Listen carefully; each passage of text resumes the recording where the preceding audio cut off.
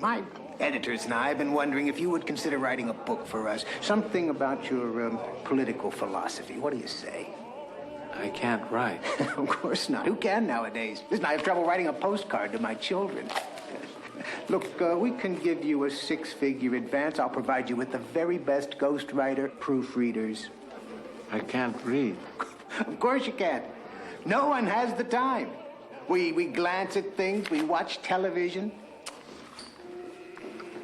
I like to watch TV. Oh, sure you do. No one reads.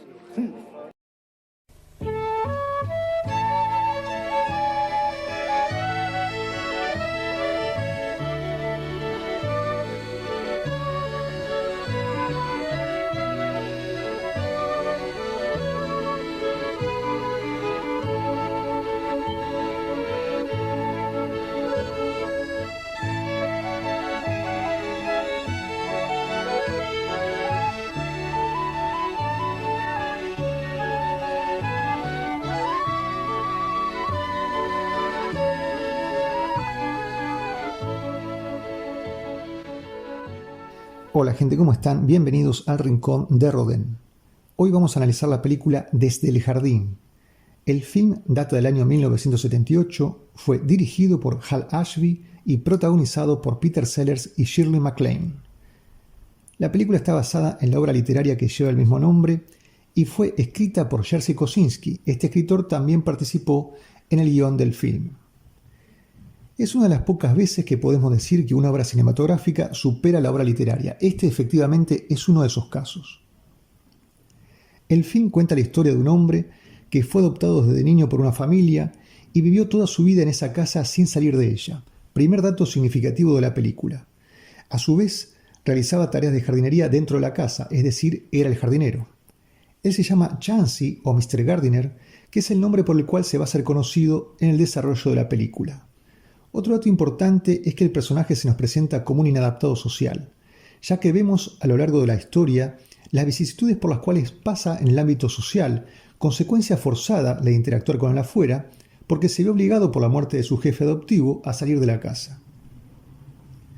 Uno infiere, porque en la película nunca se muestra de manera explícita, que el protagonista padece algún tipo de trastorno mental, ya sea algún cuadro del espectro autista o algún retraso mental, o simplemente podemos conjeturar que las dificultades en sus habilidades sociales que vemos a lo largo de la película se deben a causa de no haber tenido posibilidades de interactuar con el mundo exterior. Lo que claramente observamos y se inclina más hacia la hipótesis del espectro autista son las características de esta patología asignadas al protagonista. Primero, la interacción social se encuentra alterada, como en el autismo. Los intereses son acotados, peculiares, particulares y repetitivos. El único objeto de interés del protagonista era la jardinería y su único modo de vincularse con el mundo era a través de la televisión. De ahí su fijación por el otro objeto que es el televisor. Otra característica de este trastorno es el lenguaje, donde la comunicación se encuentra alterada, porque esa afectación en la capacidad de interacción con el otro implica la dificultad en comprender el significado no literal del lenguaje, es decir, el sentido figurado. Lo que quiero decir cuando digo algo más allá de lo que estoy diciendo. El autista entiende las palabras en sentido literal, no hay doble sentido o sentido figurado. Retomando el tema de la televisión como objeto de interés de Chansey, él miraba la televisión todo el tiempo que podía. Cuando no hacía tareas de jardinería, miraba la tele. Su vínculo más significativo y tal vez el más importante era la caja boba. Hoy podremos hacer una especie de analogía con los tiempos modernos. Recordemos que esta película es del año 78 y no existía el auge tecnológico que hay hoy. Podríamos agregar entonces a la lista de la televisión las computadoras, los celulares, internet, redes sociales, Facebook, Instagram, etcétera, etcétera. No hace falta llegar a ser un autista para darse cuenta que la gente normal, entre comillas, también en los tiempos modernos vive alienada bajo el poder hipnótico que tienen esos objetos que están para entretener y no para hacer pensar. Volviendo al film, decíamos que el único nexo que Chansey tenía con el mundo externo era a través de la televisión. La realidad para él era lo que reflejaba la pantalla. Recordemos que la realidad siempre parte del sujeto, la constituye el sujeto. Esto lo decía Kant. La realidad externa es algo que está construido por el sujeto. No son categorías de lo real al estilo aristotélico que el hombre termina conociendo esas categorías externas, sino que para Kant hay objetos para sí, es decir, para el sujeto cognoscente, el sujeto que conoce y crea la realidad. Solo existe aquello que conozco, y si lo conozco lo puedo significar, darle un sentido. Cuando Chansey se ve obligado a salir de la casa porque el dueño se muere y tiene que desalojarla, el protagonista se enfrenta a lo no conocido. No coincidía su mundo interno de realidad, que estaba formado por la televisión, que a su vez era una ficción, con lo que sucedía allí afuera. Era un mundo nuevo que él no podía significar. Kant eso lo denominaba como el mundo nouménico. Es ese mundo al cual yo nunca voy a poder tener acceso de manera consciente. Por ejemplo, la muerte. La muerte es esa abstracción a la cual no se le puede dar sentido porque no tengo acceso a ella. Para Gardiner, aquel mundo externo que se le presentaba en lo real lo impactaba de tal manera que no lo podía significar, no podía entender lo que pasaba en el afuera. Esto también nos remite a la alegoría de la caverna de Platón, ¿se acuerdan? Prisioneros que vivían desde su nacimiento encadenados mirando solamente una pared donde se proyectaban sombras. Para los hombres esa era la única realidad existente, lo que veían en la pared, nada más, hasta que uno de los prisioneros logra escapar y tiene acceso a lo que pasaba afuera, y es el encargado entonces de volver a la caverna y tratar de convencer a los otros que ese mundo que veían se trataba de un engaño.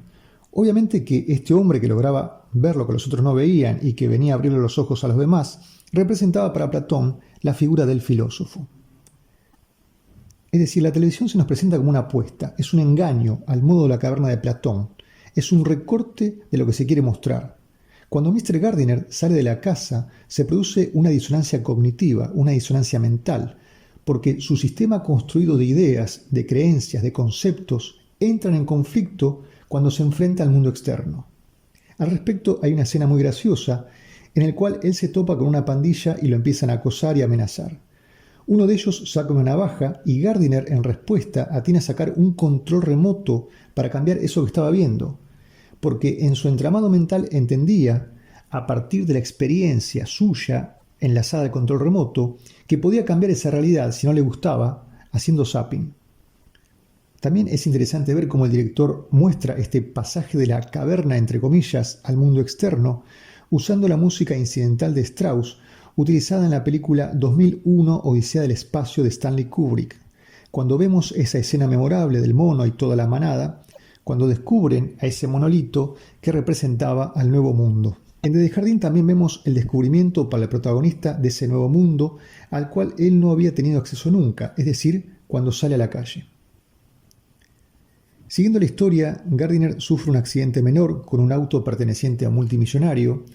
Ahí conoce al personaje de Shirley MacLaine, que hace de la esposa del millonario, y el nombre Gardiner deviene una confusión en la presentación en ese momento, cuando Chansey dice que es jardinero. En inglés, Gardiner significa jardinero, y ella creía que era su apellido, de ahí que quedó la confusión a lo largo de la historia. Habíamos dicho que una de las características que presentaba el protagonista era la literalidad en el contenido del lenguaje. En todo el despliegue de personajes que vemos que interactúan con Gardiner, el matrimonio millonario, el médico que lo trata, hasta el mismísimo presidente de la nación a quien conoce de manera ocasional, ante todas esas interacciones podemos observar que ante cualquier pregunta sobre cualquier temática que le hacían a Chansey, él siempre contestaba desde su único tema de dominio, desde la jardinería, desde el jardín. La genialidad de la obra de Kosinski radica que ante el absurdo de las respuestas que daba Gardiner, la gente pensaba que era una especie de sabio o de genio que usaba la temática del jardín para hablar de manera metafórica. El problema es que no hablaba de manera metafórica, sino literal. Él hablaba de cómo cuidar plantas, árboles, etc. Se van sucediendo una serie de hechos que hacen que Chansey se convierta en una persona muy conocida porque fue invitado a un programa de televisión luego de que el presidente de Estados Unidos lo citara en un discurso. De hecho, en una escena, los asesores presidenciales empiezan a barajar el nombre de Gardiner como un posible candidato a presidente por la buena imagen que tenía ante la gente. La película nos muestra una especie de parábola en donde un personaje anónimo, ignorante, con limitaciones mentales, termina siendo una persona famosa, popular, tomado como referente y hasta como un posible candidato a presidente. La película fue hasta de vanguardia en eso. Anticipó lo que vendría años más tarde con la venta, entre comillas, de los candidatos políticos como un producto a vender, donde no importaba el contenido, sino la imagen. Volviendo a la historia, el multimillonario que le dio cobijo a Gardiner fallece y se realiza un gran funeral en el cual asiste el presidente de Estados Unidos, quien le da un discurso de despedida a su amigo fallecido. En la última secuencia, el director pone de manifiesto, mientras vemos durante todo el film los percances que le van sucediendo a Gardiner, un mensaje subyacente que hace no solamente a la vida del protagonista, sino que involucra a cualquiera de nosotros también. Se trata del nexo, del vínculo que cada persona, autista o no, mantiene con un objeto de deseo o con un objeto de interés, con algún área de desarrollo personal que lo motiva a seguir adelante. Cuando Viktor Frankl, que estuvo en los campos de concentración, escribió El hombre en busca del sentido, decía que el hombre, aún en las circunstancias más adversas, podía encontrar un sentido a la vida. Hay una libertad interior que se demuestra en el comportamiento y que no nos puede arrebatar nadie, decía. Gardiner había encontrado ese sentido en el mundo de la botánica. Todo lo que le sucedía alrededor era tomado de manera indiferente. Le ofrecían contratos para escribir libros y no le importaba, como vimos al comienzo en la presentación del video. El personaje de la millonaria que se enamora de él tampoco la consideraba. La eventual candidatura a presidente, la fama que había logrado, etc. Todo ese mundo era subestimado por el protagonista. Lo único que le importaba era la jardinería. Su energía estaba puesta ahí. El personaje muestra sin rodeos y dejando de lado las convenciones sociales que una persona tiene que guiarse por su propio criterio al establecer cuál es el sentido de su existencia y cuáles son las áreas de desarrollo personal que necesita para realizarse. Siguiendo esta lógica, durante el funeral, por supuesto, Gardiner da media vuelta y se va. ¿A dónde va? A conectarse con su mundo, con ese mundo que él había elegido, no los otros. Y vemos entonces cómo se mete adentro de un bosque, toca las ramas, se sumerge casi literalmente en un lago. De fondo se escucha la voz en off del discurso del presidente y en la última frase dice: la vida es un estado de ánimo.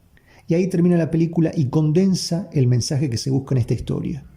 Esta obra refleja y nos muestra cómo ese estado de bienestar o felicidad añorado por cualquier persona se puede encontrar finalmente en las cosas más simples que muchas veces no coinciden con los que la sociedad cree que son las más importantes.